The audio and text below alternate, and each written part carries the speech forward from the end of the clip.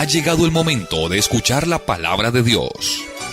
Un potente mensaje extraído de las Sagradas Escrituras. En la voz del pastor Carlos Hoyos.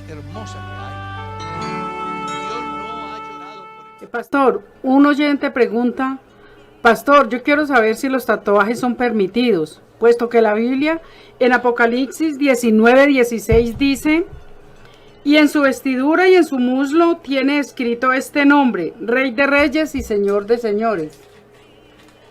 A quien hace la pregunta, quiero decirle que es muy importante que lea el párrafo completo, es decir, desde el verso 11, donde está haciendo mención de la segunda venida de Cristo en gloria. Segunda venida de Cristo. En ese campo de la revelación del Señor Jesús en su segunda venida, es bueno que comprendamos qué se da cuando termina la semana 70 de la cual habló Daniel, o la gran tribulación de la cual se menciona en San Mateo capítulo 24.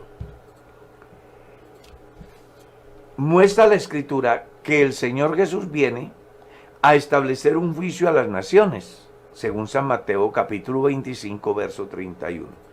El pasaje en ninguna manera está mostrando que se puedan utilizar tatuajes. Lo que está mostrando es la autoridad del Señor que viene a hacer un juicio. Si usted lee el verso 11, dice: entonces vi el cielo abierto y aquí un caballo blanco, y el que lo montaba se llamaba Fiel y Verdadero, que con justicia juzga y pelea. Si sigues leyendo, vas a encontrar que es en sí el momento más importante del fin de la era que vive la humanidad, porque será la revelación de nuestro Señor Jesucristo, y lo que está mostrando allí es que sencillamente el que viene ahí tiene autoridad.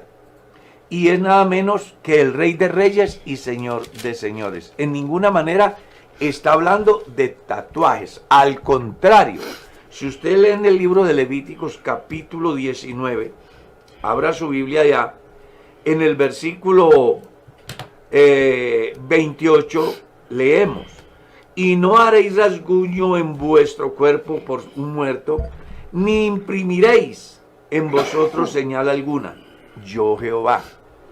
Los tatuajes aparecen y dieron inicio en el escenario humano como la manera de recordar a un ser que se iba.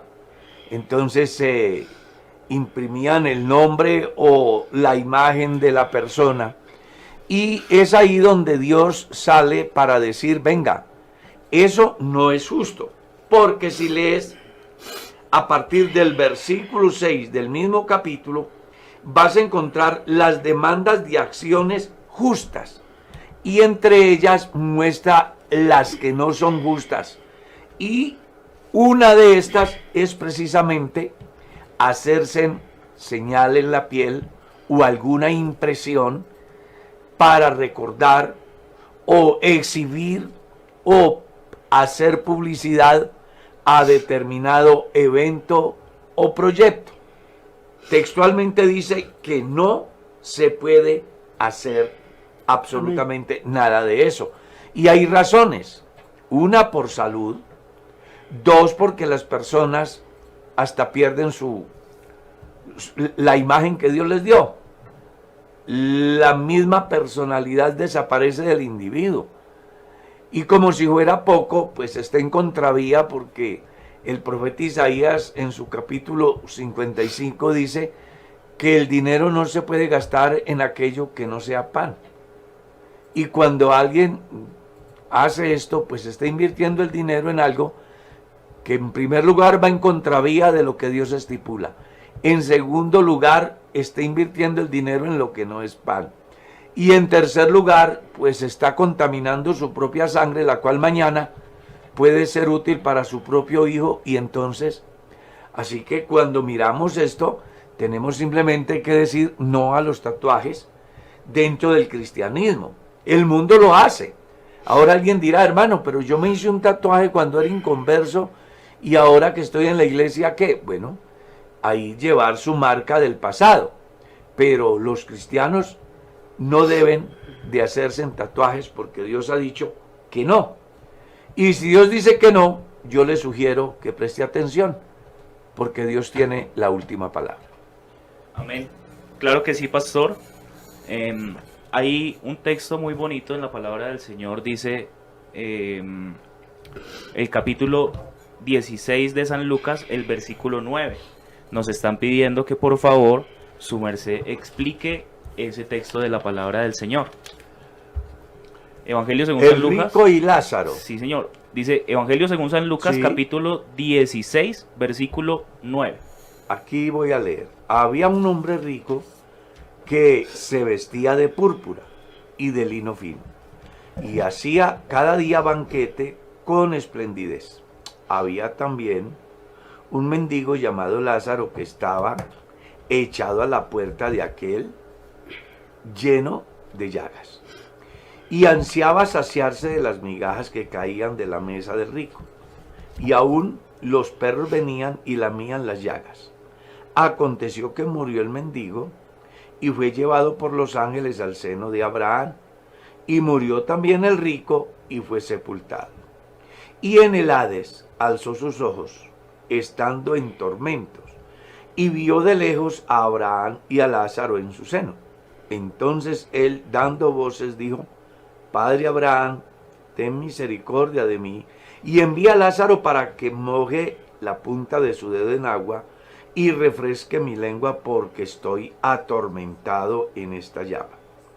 Pero Abraham le dijo: Hijo, acuérdate que recibiste tus bienes en tu vida, y Lázaro también males, pero ahora éste es consolado aquí y tú atormentado allá. Además de todo esto, una gran cima está puesta entre vosotros, y de manera que los que quisieren pasar de aquí a vosotros no pueden, ni de allá pasar acá. Entonces le dijo: Te ruego pues, Padre, que los envíes a la casa de mi padre, porque tengo 5 hermanos, para que les testifique, a fin de que no vengan ellos también a este lugar de tormento.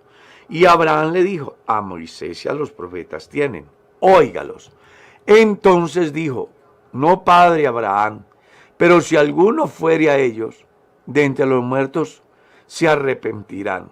Mas Abraham le dijo: Si no oyen a Moisés y a los profetas, tampoco se persuadirán, aunque alguno se levantare de los muertos. Bueno, no sé en sí qué es lo que la persona quiere saber. Voy a tratar de hacer un comentario buscando ilustrar al respecto. Hay varias cosas que se deben de tener en cuenta en ese pasaje. Si usted mira bien, Jesús, después de dar una enseñanza muy importante acerca de lo relacionado al divorcio, les coloca un ejemplo acerca de lo que sucede cuando el hombre muere. Y es que lo que aquí se plantea, es bueno que se tenga en cuenta que no se está hablando de 2 lugares, sino de 2 estados. Y refleja lo que sucede con el ser humano, sea bueno o sea malo, después de la muerte. Ustedes saben que la muerte es el inicio de la vida. Yo he dicho alguna vez que los hombres comienzan a morir cuando nacen y a vivir cuando mueren. Y ese es el ejemplo que estamos encontrando acá. Hay un rico que hace banquetes, que malgasta el dinero, que su gloria es lo terrenal. Hay otro al cual la Biblia le llama Lázaro, que a diferencia de este, vive en una pobreza y además es leproso, tiene llagas. Y como si fuera poco, llega la muerte y se lo lleva. El problema va es, ¿qué pasa después de que yo muero? Entonces, según ese pensamiento de Jesús, muestra que cuando el hombre muere, sabe qué lugar le corresponde. Es decir, cuando yo parto de aquí, me doy cuenta hacia dónde me corresponde la llegada. La conciencia me dice qué eternidad me espera. Y eso fue lo que pasó aquí. Por eso, cuando uno lee la carta a los Tesalonicenses capítulo 4, el apóstol Pablo deja ver la diferencia entre el que teme a Dios y el que no teme a Dios.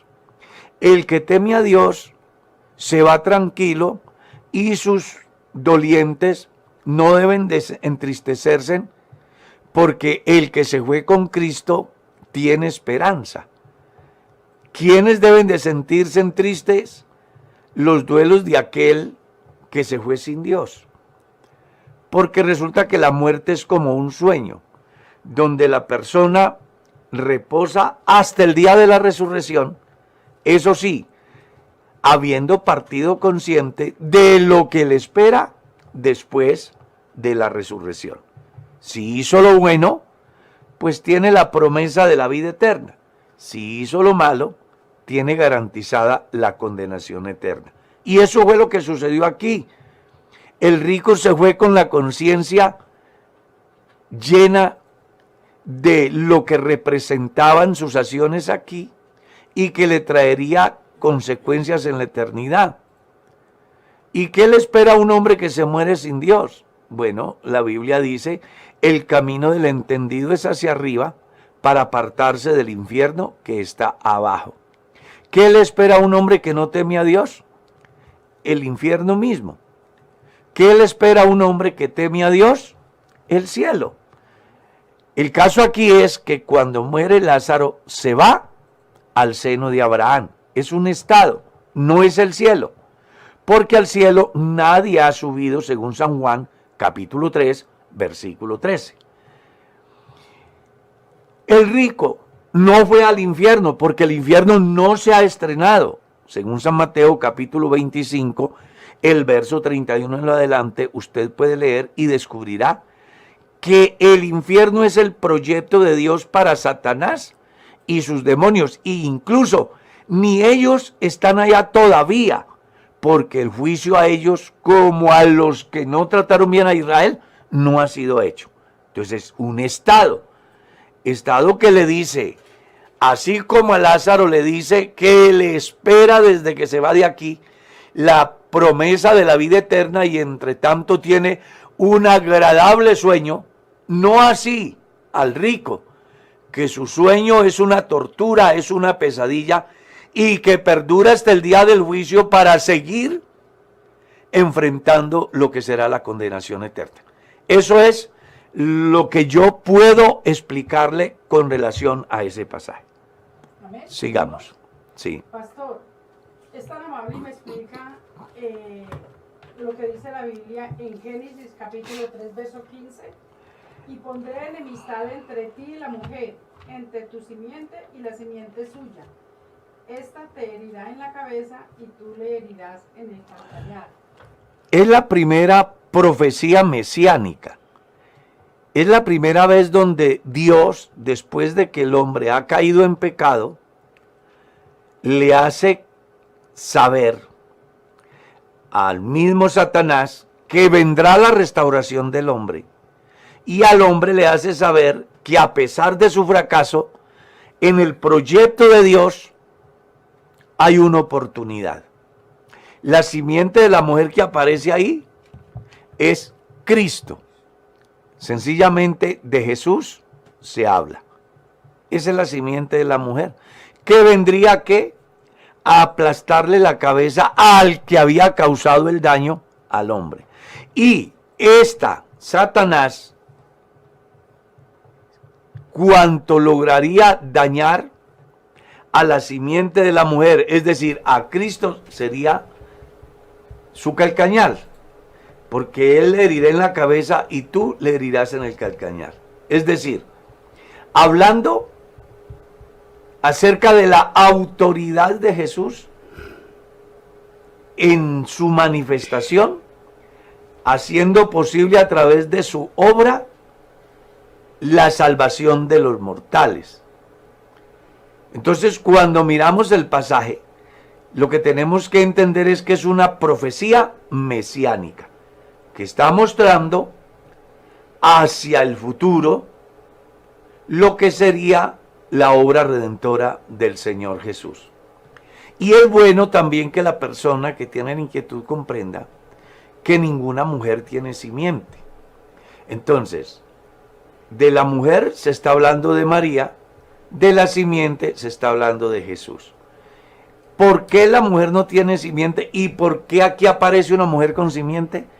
Porque la simiente la da el varón.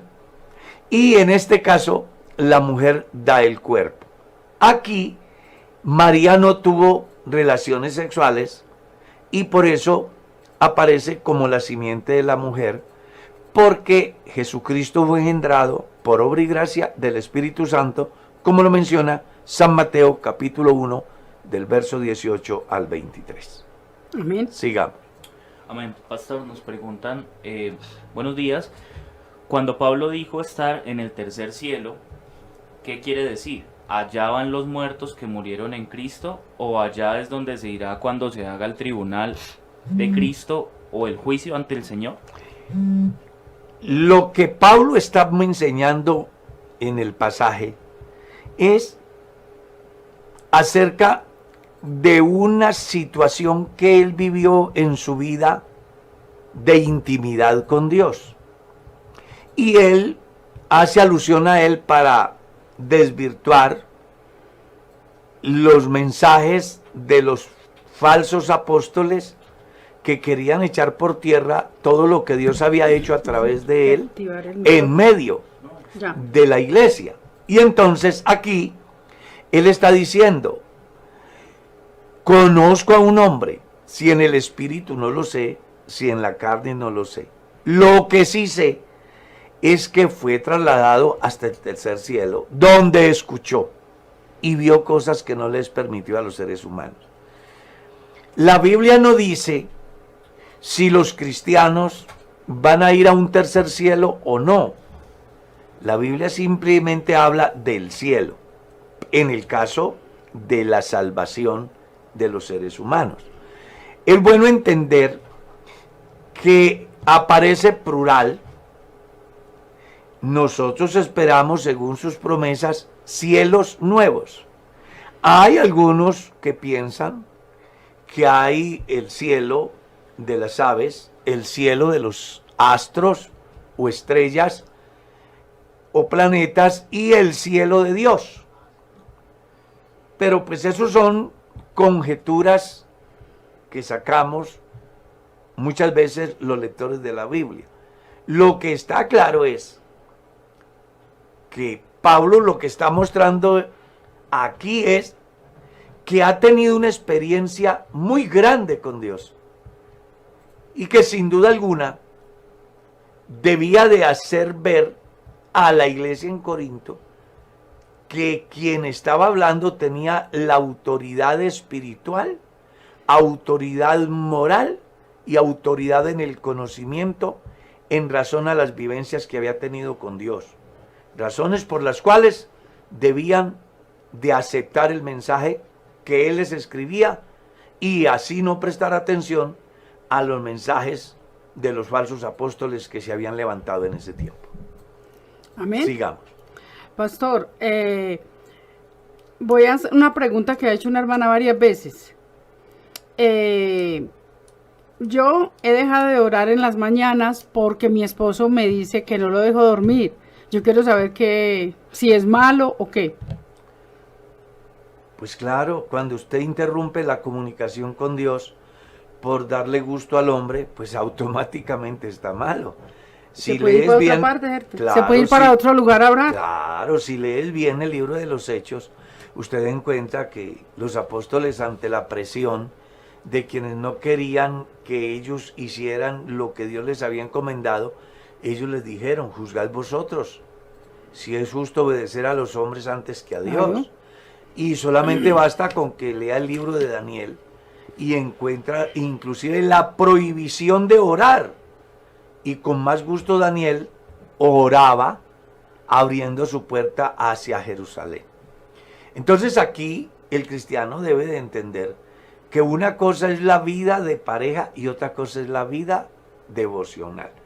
Que yo como cristiano, y en el caso de ella como cristiana, tienes que aprender a vivir su vida devocional. Amén. Entonces, si a su marido le incomoda que usted esté orando en su cuarto cuando él llega a descansar, pues váyase para el cuarto de sus hijos, Para otro sitio. para Amén. otro lugar. Su casa debe tener otros cuartos. Vaya y enciérrese y hable con Dios. O aproveche la oportunidad que él no está en casa y hable con Dios. Pero usted no puede dejar de hacer la oración simplemente porque a su marido no le gusta. Porque entonces él tendría que dejar de hacer lo malo porque a usted no le gusta que él haga lo malo. Y sin embargo lo sigue haciendo. Ujú. Entonces usted tiene que tener carácter cristiano. Amén. Cualquier cosa es negociable, menos mi relación con Dios. Amén.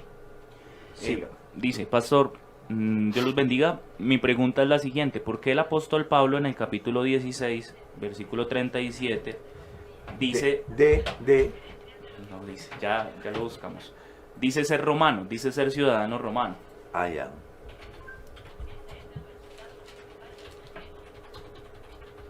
¿16? ¿Qué? Romano, no, pero no es romanos. No, que él dice ser ciudadano romano. Ya. ¿Pero debe ser en el libro de los Hechos? Debe ser en el libro, ya lo buscamos. Bueno, lo que yo sí quiero, avanzando en la respuesta, parece que la persona tiene una confusión con respecto a la nacionalidad de Pablo. Resulta que Pablo tenía dos nacionalidades.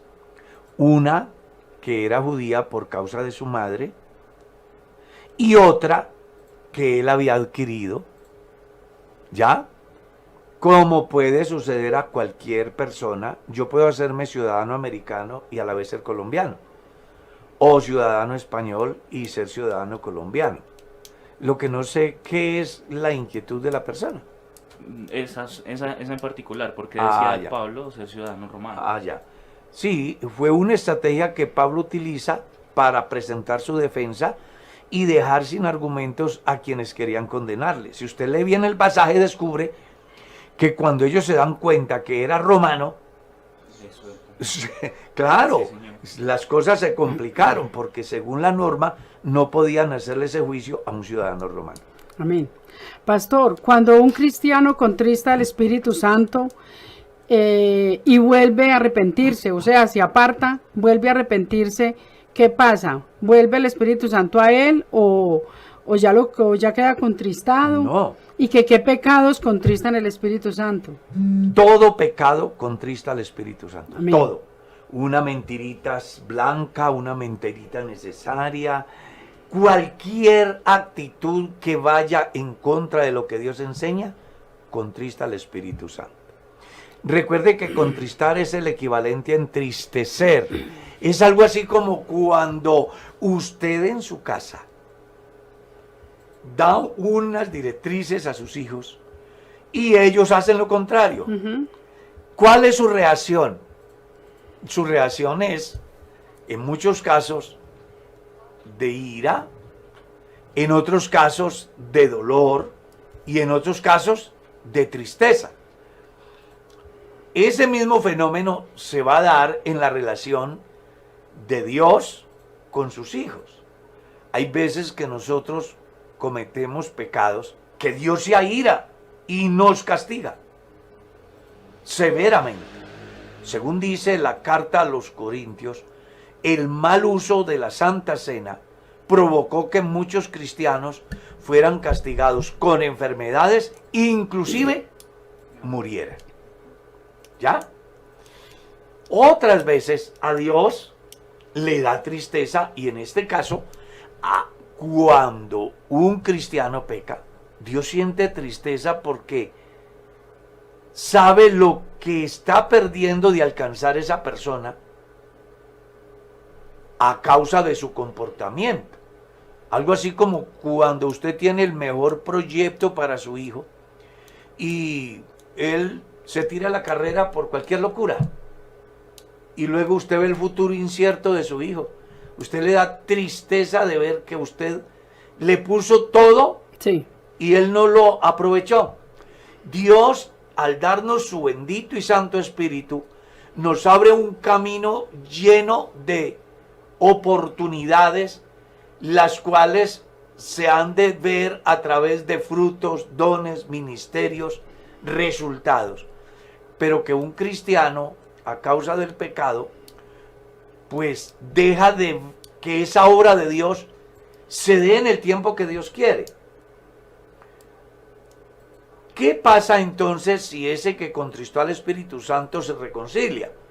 Según el libro de Ezequiel capítulo 18, usted encuentra que ese que contrista, ese que peca, simplemente la Biblia le va a llamar como el que se aparta o el impío, que en lenguaje nuestro lo llamamos un descarriado. Ujú. La Biblia dice que si el impío se apartare de su impiedad e hiciere según la justicia, dice, el pecado de impiedad que hizo no le será tenido en cuenta. Por la justicia que haga, por ello vivirá. ¿Eso qué quiere decir? Que si la persona se reconcilia, el Espíritu Santo vuelve a estar en la misma condición del principio. ¿Qué es lo que usted va a encontrar en el mensaje del ángel o de Dios al ángel de la iglesia en Éfeso? Mire que esa iglesia había sido ferviente, había alcanzado cosas grandes, pero un día dejaron su primer amor. El mensaje de Dios a través del ángel es: arrepiéntete y haz las primeras obras. O sea, vuelve a comenzar. Ahí lo que nos dice es que cuando una persona contrista al Espíritu Santo a causa del pecado, pues sencillamente lo que él tiene que hacer es reconciliarse con Dios y buscar de nuevo esa primera relación, ese gozo, ese sentir de vida cristiana que experimentó en el principio. Pastor, y cuando una persona camina con Dios 25 años y es un fiel servidor, ha servido mucho en la iglesia, se aparta, que si vuelve y al año vuelve, las obras que hizo antes contarán delante de Dios, o tiene que comenzar de nuevo, de cero. Si el justo se apartare e hiciere según la impiedad, las obras de justicia que hizo no le serán tenidas en cuenta. Es que está en Ezequiel capítulo 18. Entonces, Comienza de cero. No, con Dios cuenta es el presente. Amén. Si usted hoy es un fiel cristiano, eso es lo que va a contar hoy. Exacto. Pero si usted ayer fue un buen cristiano, fue inclusive un predicador, De nada le sirve. de nada le sirve decir hoy que está apartado, que fue un gran predicador. Yo fui. Todo eso se perdió. Usted emprendió la maratón de, yo qué sé, de Bogotá y recorrió el 95%, el 99%. ¿Sí? Y se cansó y tomó la decisión de no seguir. Pues nunca la historia dirá que usted recorrió la carrera o la maratón de Bogotá. No lo dirá. Dirá si llegó, si cruzó. Exacto, sí, sí. Así es aquí. En el caso con Dios no es que yo comienzo y me quedo en el camino y lo que hice ayer me va a servir para mi salvación. No. A mí me sirve para mi salvación lo que yo haga hoy. Por eso es que los cristianos no deben de preocuparse por ser fieles ayer o por ser fieles mañana. Por lo que fueron. Eso. Deben de preocuparse en es por ser fieles hoy. Porque ayer ya no existe. Porque Y no deben de tampoco. jactarse. ¿Ah? Se jactan porque yo fui predicador. Ah, no, ahí no hay yo nada. estuve. Exacto. Ahí no hay nada. Exacto. Yo estaba mirando qué día que estaban pasando por las noticias una competencia de ciclismo y cómo un hombre que va adelante y que va a ganar se ha caído y no ganó. Ujú. Aquí con Cristo hay que ganar. ¿Y cómo se gana? Llegando a la meta. Sí, señor. No te puedes quedar en el camino. Tienes que llegar, arrastrándote, corriendo en 4 pies, como sea, pero llegue. Porque eso sí tenemos en Dios, que en las diferentes competencias del mundo, el premio se lo lleva el primero, máximo hasta el tercero. En Cristo, el primero y el último reciben premio. Amén, Eso sí, amén. tienen que cruzar la meta. Amén. Dice, pastor, ¿es necesario hablar en lenguas para ser salvo? ¿Cuál es la importancia de recibir el Espíritu Santo y cómo sé que lo he recibido? Esa es una pregunta que ha generado mucha controversia Mucho. hasta el día de hoy. Creo que esa pregunta, como la del divorcio, cuando el Señor Jesús venga, va a estar Todavía están preguntando. Todavía van a estar preguntando eso. Vea, yo quiero decirle lo que la Biblia dice, porque la persona está diciendo que si hablen, que si ¿Es necesario hablar en lenguas para ser salvo. Le voy a decir lo que la Biblia dice. San Marcos capítulo 16, el verso 15 en lo adelante, ustedes se encuentran. Él les dijo, vayan por todo el mundo y prediquen el evangelio a toda criatura. El que crea y se bautice, este será salvo. No lo digo yo, lo dice el Señor. Ahora, según escribe Pablo en la carta a los Gálatas, dice, por cuanto sois hijos, Él os ha dado el espíritu de su Hijo. Es decir, no se habla en lenguas para ser hijo. Se habla en lenguas porque ya es se hijo. es Ese es hijo. hijo. ¿Ya? Entonces, si alguien me pregunta ahora, pastor, si una persona no ha hablado en lenguas, ¿se condena? La respuesta es no. La Biblia no dice que para salvarse tiene que hablar en lenguas. La Biblia lo que dice es, el que creyere y fuere bautizado, será salvo. este será salvo. Eso es lo que la Biblia dice. Y las lenguas vienen como una consecuencia de la salvación. Escuche, después de que cree y se bautiza y es salvo, estas señales le seguirán.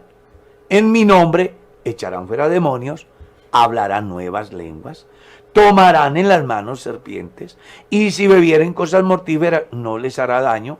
Sobre los enfermos pondrán sus manos y sanarán. Con relación a la segunda pregunta que está impresa ahí, ¿cómo hago para darme cuenta que tengo el Espíritu Santo en mi vida? Bueno, por los frutos. Jesús dijo, por los frutos los conoceréis. Entonces una persona, por eso hay una discusión, y que dentro de la iglesia se da, porque se dice, fulano que vive tan desordenadamente, viene a culto y habla en lenguas, y otro Exacto, que es un hombre o una mujer santo de Dios, irreprensibles, irreprensible. Yo como pastor lo he visto en la iglesia. Sí, señor. ¿Por qué no habla en lenguas? Sin embargo, da frutos. Entonces aquí la persona tiene que establecer diferencias y entender que no todos los que dicen que hablan en lenguas lo hacen por el Espíritu Santo.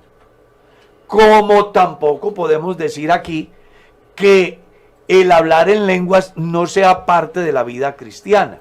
En la Biblia aparece más de una vez el fenómeno de hablar en lenguas por el Espíritu Santo, entendiendo que hay una diferencia bien grande en lo que es las lenguas como don y las lenguas como señal. Las lenguas como don tenían una finalidad y era edificar al cristiano a sí mismo, y Pablo busca, según el capítulo 14 de la primera a los Corintios, que debe también de haber quien las interprete para que el auditorio pueda ser beneficiado. Las lenguas por señal estaban dirigidas no a los creyentes, sino a los inconversos, porque a través de esas lenguas es que Dios ha persuadido a la multitud del día de Pentecostés acerca de la manifestación de la gracia de Dios en ese tiempo para salvación a todos los que habían venido de todas las naciones bajo el cielo.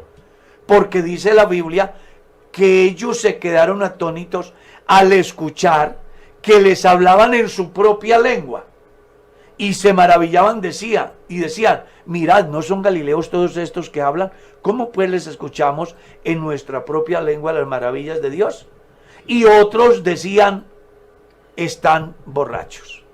Entonces, ojo, una cosa es las lenguas por señal. Me explico. Estoy en un país donde todos hablan griego, pero yo hablo español. Ese día el Espíritu Santo puede obrar en mi vida y darme la facultad de hablarle en griego a los griegos para que conozcan el Evangelio de la gracia de Dios. ¿Ya? Otra cosa es las lenguas como don. Porque la lengua como don, lo que dice la Biblia es que el que habla en lenguas, a sí mismo se edifica, aunque hable misterios. Por eso dice él, que el que hable en lenguas pida poder interpretarlos. Porque en una comunidad donde todos hablan español y resultan hablando todos en lenguas, y no hay la oportunidad de transmitir el mensaje de Dios, pues las personas se edifican a sí mismos, pero los que ocupan el lugar de simplemente oyente se irán sin fruto. Y además diciendo, ¿no están locos? Léalo en el capítulo 14 de la primera carta a los Corintios, que está claro. También quiero ser amplio en esto. No estoy diciendo que las lenguas no sean parte del paquete de la obra del Espíritu Santo en la vida del creyente. Son parte como el sanar a los enfermos. Sí, porque la Biblia dice que busquemos ser llenos del Espíritu Santo. Pastor, pero quería decirle algo, pero en la iglesia, entre los que se reúnen, también hay lenguas aprendidas. También hay lenguas aprendidas. Por esto es que vemos tanta gente de tan mal testimonio y los vemos en la iglesia que hablan en lenguas. Que no dan frutos. Exacto, Entonces, no dan ningún fruto. ¿cómo me doy cuenta yo que tengo el Espíritu Santo? Por los frutos. Amén, amén, amén. Jesús dijo, por los frutos los conoceréis. Sí, sí. Entonces, una señora habla mucho en lenguas, pero es vulgar, maltrata a sus hijos. No es casada. No es casada. Que hay casos donde las personas Sí. viven en unión libre y dicen, yo recibí el Espíritu Santo. Exacto, sí. Pues hombre, el Espíritu Santo es santo y no va a vivir fe, mansedumbre, templanza. ¿Y qué más fruto debe dar? Como resultados, dones. ¿Y qué más?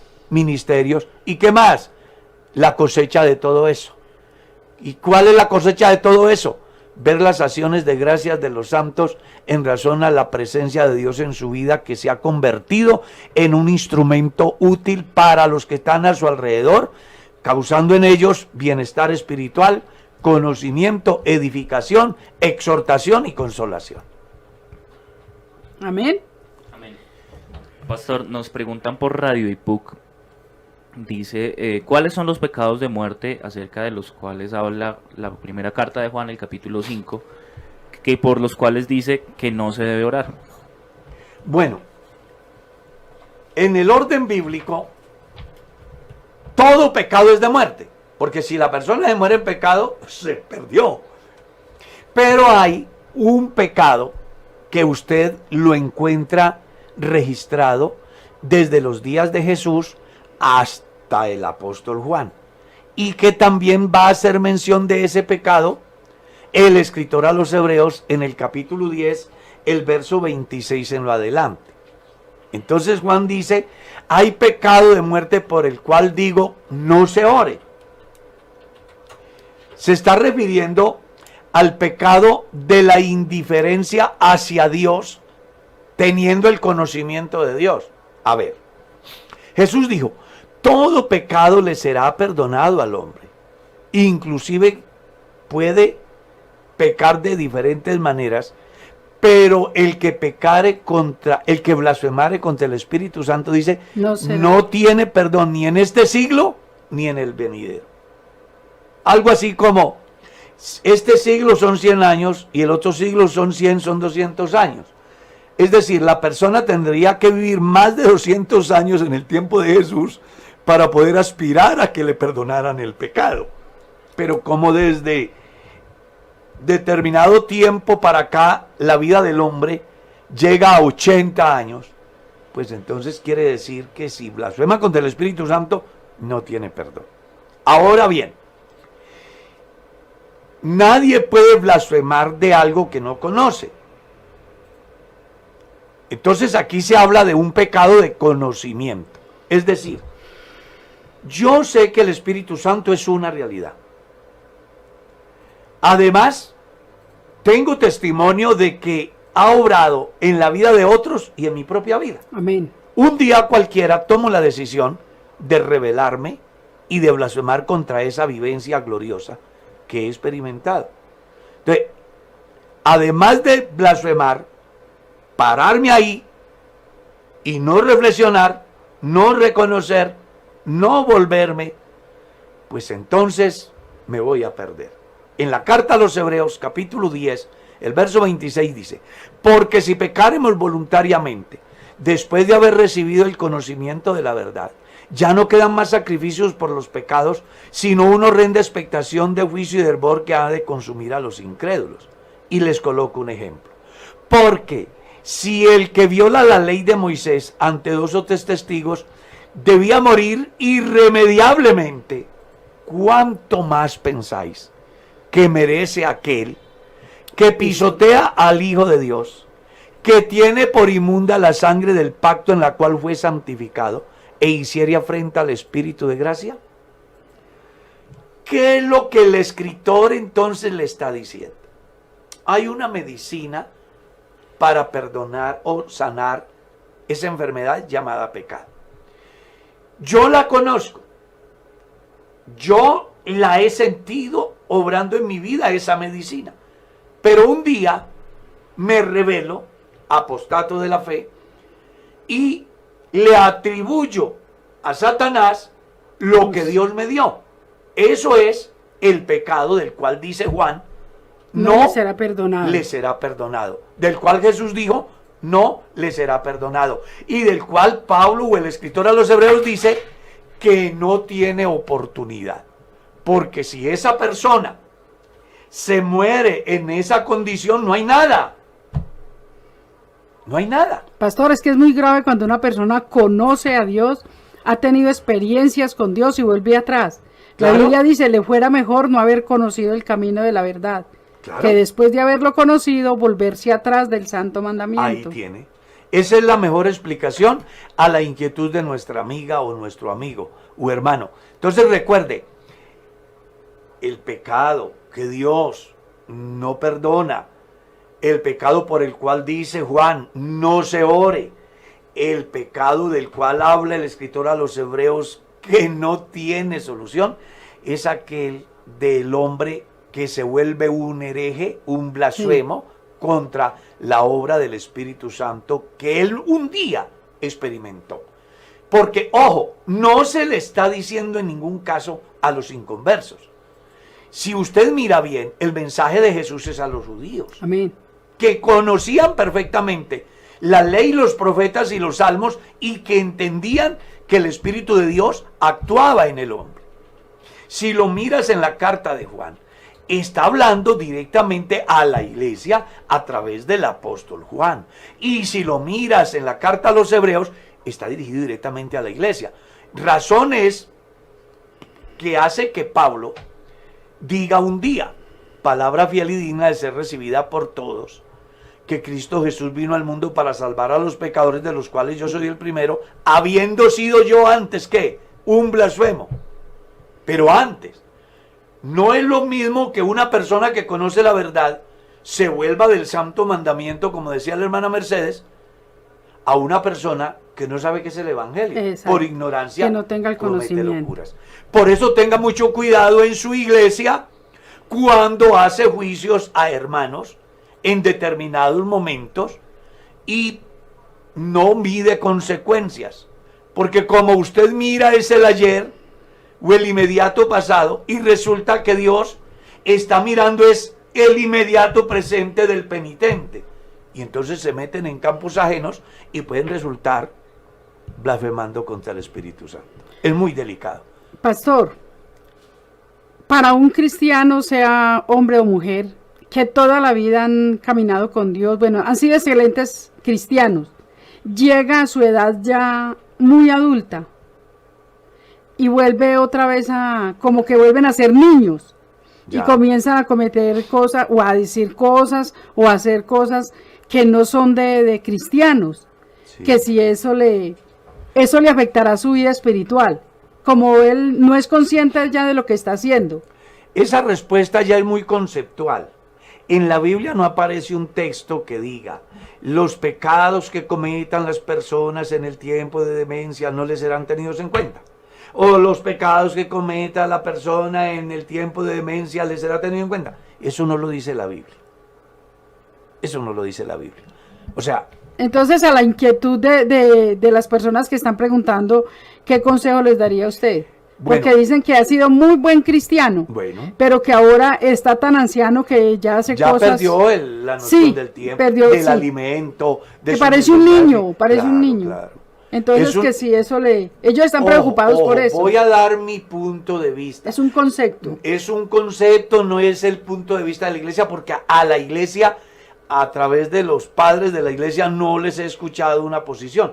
Les voy a dar algo como un concepto como de alguien que ha alcanzado la misericordia de Dios. Creo que los pecados que se tienen en cuenta en la presencia de Dios son aquellos que yo cometo y que soy consciente de que los cometo.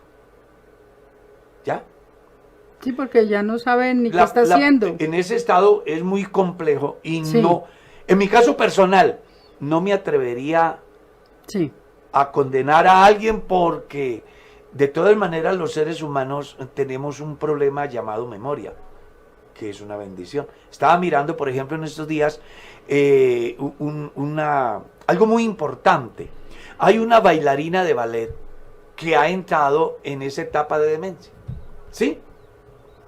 Donde perdió todo. Ya está sentada, nada sabe de lo que pasa, ni si es noche, si es día, si tiene hambre, si no tiene hambre, si debe ir a suplir sus necesidades fisiológicas, nada. Todo es un niño, una niña. Sin embargo, un día su hija le coloca la transmisión. a sonar un ballet y resultó que ella comienza como a revivir todo eso.